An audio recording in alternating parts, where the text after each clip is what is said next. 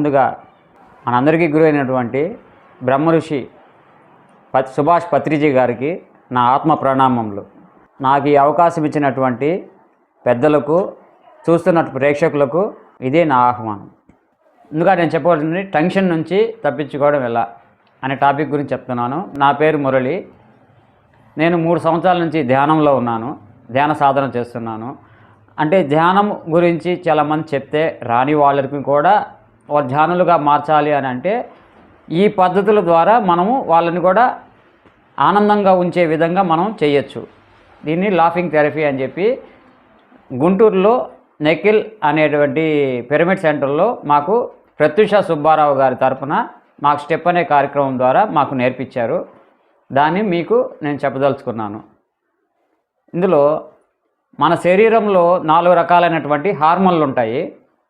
ఈ 4 రకాల హార్మోన్లు మన శరీరంలో పనిచేస్తే మనము హ్యాపీనెస్గా ఉండగలుగుతాం.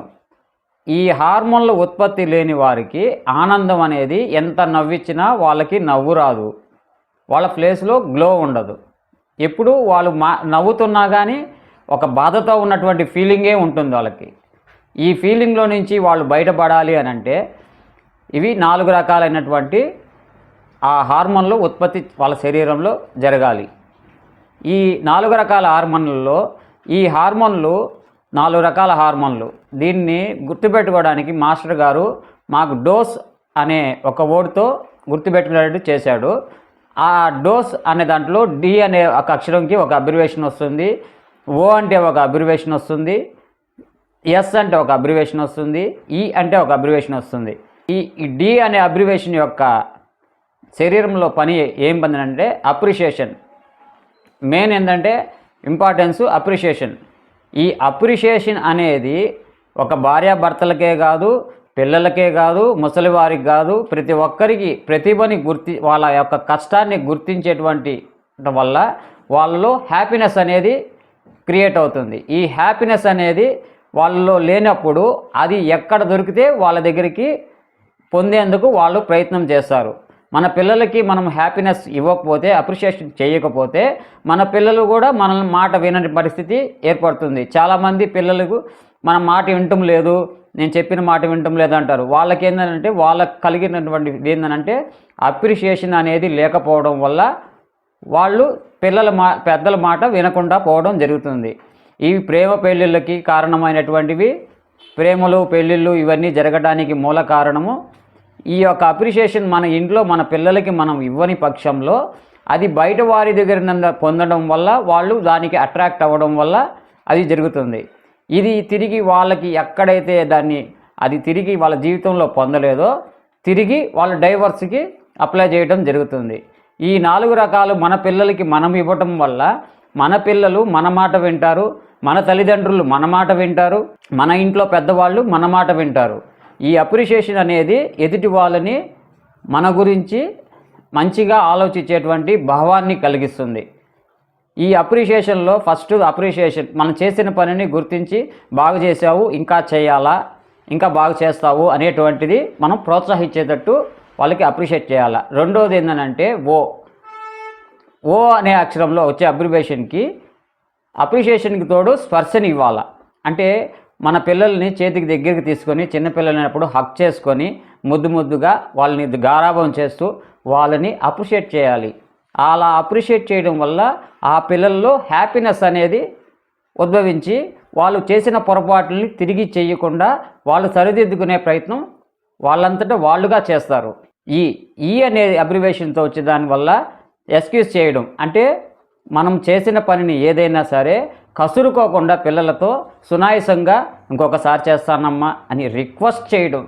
ఈ రిక్వెస్ట్ చేయడం వల్ల కూడా వాళ్ళలో మార్పు వస్తుంది పిల్లలలో.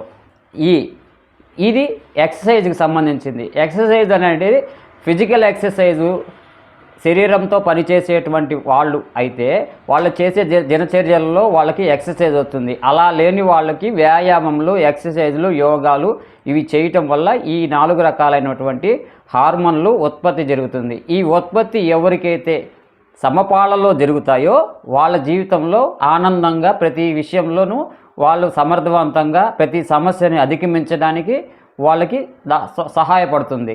మూడోది ఈ ఈ 4 అయిపోయిన పిమ్మట ఇంకా ఫిజికల్గా అక్కడికి వచ్చినట్టు స్టెప్ అనే కార్యక్రమానికి వచ్చినటువంటి డాక్టర్ గారు ఇలా ఈ ఒక 5 స్టెప్స్ని ఆయన ఎక్స్ప్లెయిన్ చేయడం జరిగింది.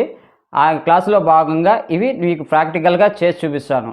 చేతులు 2 ఇలా పెట్టిన తర్వాత మనకు ముందర చూసేటప్పుడు మనము ఒక్కటివే నవ్వుతుంటాం. ఫస్ట్ మనమే స్టార్ట్ చేస్తాము, కానీ పక్కన వాళ్ళు చూడటం వల్ల వాళ్ళు నవ్విన నవ్వుకి తిరిగి మనము అట్రాక్ట్ అయ్యి నవ్వడం మొదలు పెడతాం.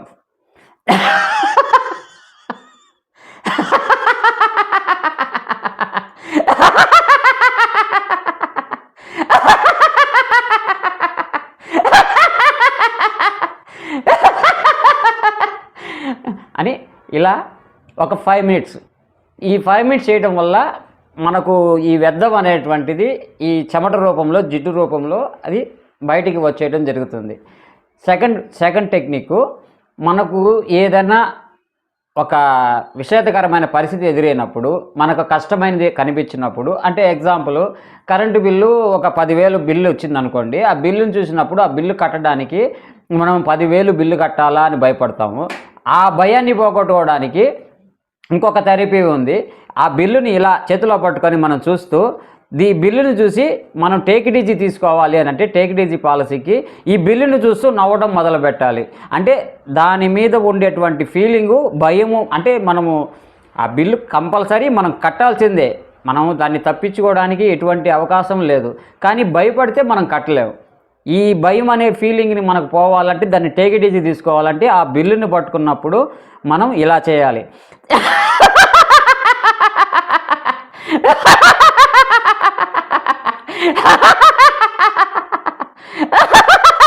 అంటే ఇది ఒక గ్రూప్గా చేస్తున్నప్పుడు ఇంకా దీంట్లో ఆనందం అనేది ఇంకా ఎక్కువ వస్తుంది. అంటే ఒకరిని చూసి ఒకరు నవ్వుకుంటాం కాబట్టి ఈ ఆనందం ఇంకా ఎక్స్పెండ్ అవుతుంది.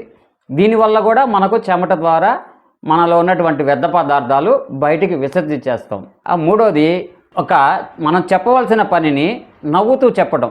అంటే ఎదుటి వాళ్ళు మన భార్య, హస్బెండ్ అనుకోండి ఎగ్జాంపుల్, భర్త చెప్పిన మాట భార్య విననప్పుడు మనము ఈ టెక్నిక్ని ఉపయోగించవచ్చు. అంటే ఒక వంట చేసినప్పుడు కూర సరిగా చేయలేదనుకో, ఆమెకి చెప్పేటువంటి సంభాషణలో నీ భావం ఆమెకి చేరాలి, కానీ ఆమెకి కోప్పడకుండా నెక్స్ట్ మార్చుకునే విధంగా ఉండాలి. అది ఎలా అని అంటే, ఈరోజు నువ్వు కూరకు బాగా చేయలేదు కదా, ఈరోజు కూర నువ్వు బాగా చేయలేదు కదా అని ఇలా ఎక్స్ప్రెషన్ చేస్తూ మనం నవ్వాలి. ఇలా నవ్వడం వల్ల కూడా మనకు చెమట రూపంలో మనం వ్యర్థం అనేది బయటికి విసర్జించబడుతుంది.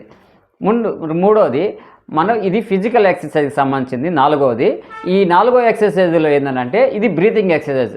మన శరీరంలో ఉన్నటువంటి ఆ ఊపిరితిత్తులో ఉన్నటువంటి వ్యర్థాలను బయటికి విసర్జించే పద్ధతి. ఇది చేయటం వల్ల సైనస్, ఆస్మా ఇటువంటివి ఏదన్నా ఉన్నా కానీ ఈ ఊపిరితిత్తులు శుద్ధి గావించడం జరుగుతుంది. ఈ టెక్నిక్, ముందు చేతులు ఇలా పెట్టి చేతులు పిడికిళ్ళు ఇలా బిగించి ఒక్కసారిగా గాలిని అంటే గాలిని వదులుతూ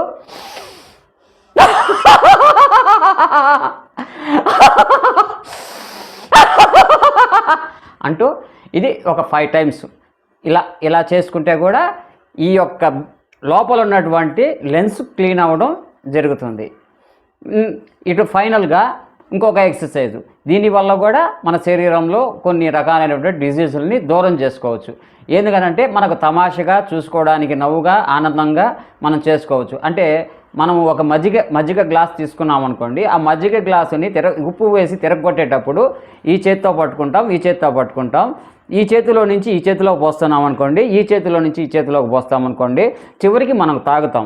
దీన్నే మనం ఇలా రొటీన్గా చేస్తాం. దీనికి మ్యూజిక్ చేయాలన్నమాట. అంటే నవ్వు పుట్టించాలి కదా, అందుకని ట్రర్ ట్రర్ ట్రర్ అంటూ ఇలా ఒక 5 టైమ్స్ చేస్తే మన శరీరంలో ఉన్నటువంటి వ్యర్థ పదార్థాలన్నీ విసర్జించబడతాయి.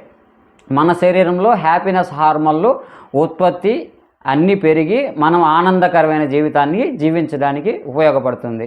నాకు ఈ అవకాశం ఇచ్చినటువంటి ఏఎంసీ ఛానల్ వారికి నా ఆత్మవరకు ప్రణామములు.